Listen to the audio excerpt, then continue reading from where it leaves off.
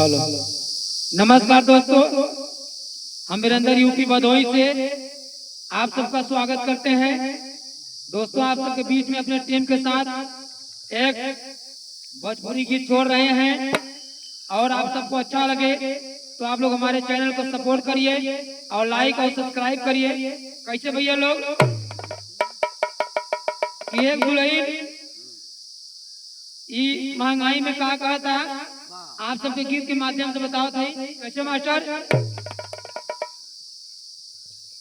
कि छाई महंगाई सखी आग लगाई देश में, अरे छाई महंगाई सखी आग लगाई देश में, छाई महंगाई सखी आग लगाई देश में,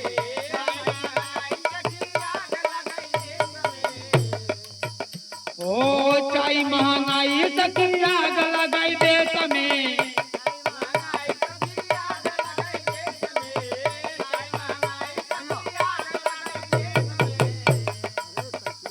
कैसे चलाई खर्च सकी सैया परा देश में।